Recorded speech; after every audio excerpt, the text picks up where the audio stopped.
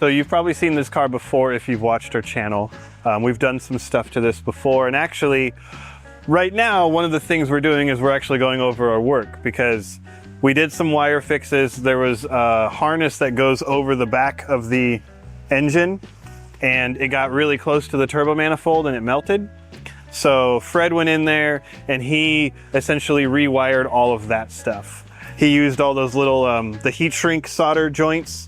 Right now, there's a problem going on with the cluster, and I think something else. He tried to explain it to me, and he reached back there and grabbed everything that he touched, all the wires back there, and jiggled it, and it made stuff happen with the cluster. So now I get the joy of, we're going back in there to see what happened.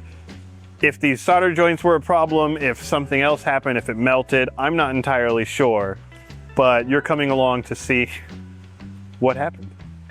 All right, so handy dandy access panel is out of the way, and you can see, I mean, we tried everything. This is a DEI wrap for it. Different DEI, this is a heat wrap that people put on cars, same thing with the gold tape that you see.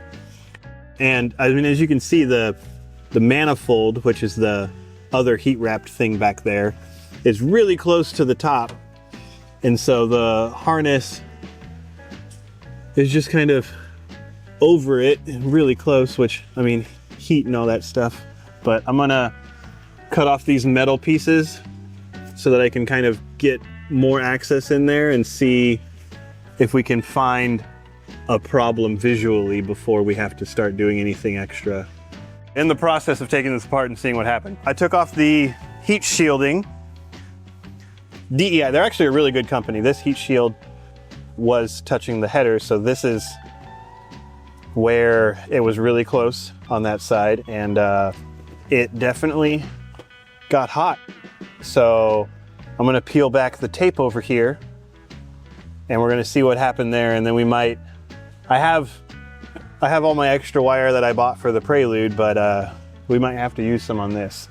So I was able to at least see it before I finally got everything torn apart, but you can see where it melted the plastic and the tape. I can't visibly see wires currently. That's definitely a problem. So we're gonna keep opening it up and see if we can find the smoking gun, so to speak. After many hours, I'm actually not entirely kidding on that, we got the loom off, or the tape, and this was the problem. You can see, like, you see how you can see little wire bits in there and whatnot? This is just electrical tape. So it melted until it was kind of liquid, and then when it cooled around all the wires. So that's how hot it got. It literally melted the tape around the wires. You can actually see through right there where it just kept melting through the wire, or around the wires. So with the solder joints that we did last time, I can definitely show you some that have failed, but I mean, really they failed because everything here melted. So I can't say that they were a failure point, because over on this side, we have some, and they look okay. It was further away. The tape was actually really easy to take off this side. This side took me like 5 minutes to de-tape. This side took me probably 2 hours. Because it literally, and even here, you can see one of the wires that came apart that had the stuff on it. It's melted to the other one. So pulling that off. And then these wires in here are melted and stuck together. And you can still see some of the tape that's stuck to everything. So this whole area got stupid hot, and that's why we're back in here. And it getting stupid hot, really, there's no, like, if these were regular solder joints, we'd probably still be going back in here because they got really hot. So I just get to rewire this, and well, we're gonna make it longer so that it's just nowhere near the exhaust anymore. I just haven't figured out exactly if we're gonna do like up over the top of this, or, you know, as far as I can tell, it's just gonna be ugly because there's no room, and I really don't want to melt these wires again. So I'm making them longer, as you can see. I'm doing it 27 inches longer. That way it'll just have a little bit. I'm not trying to make it perfect or look at whatever, but just get it away from the exhaust.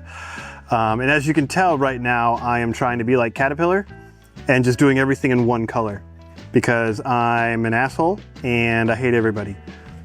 Or it's just that I picked all the red wires out and that's what I'm doing first.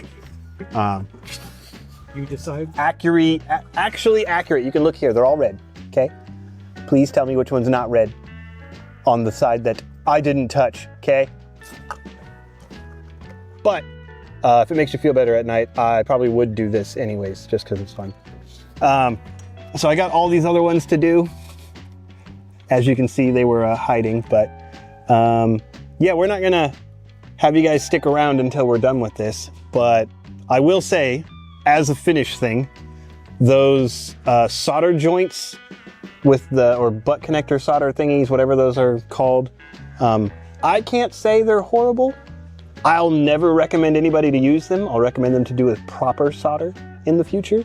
But the ones that weren't resting on the header and getting super hot look fine. The ones that were, that's one of them, they do not look fine.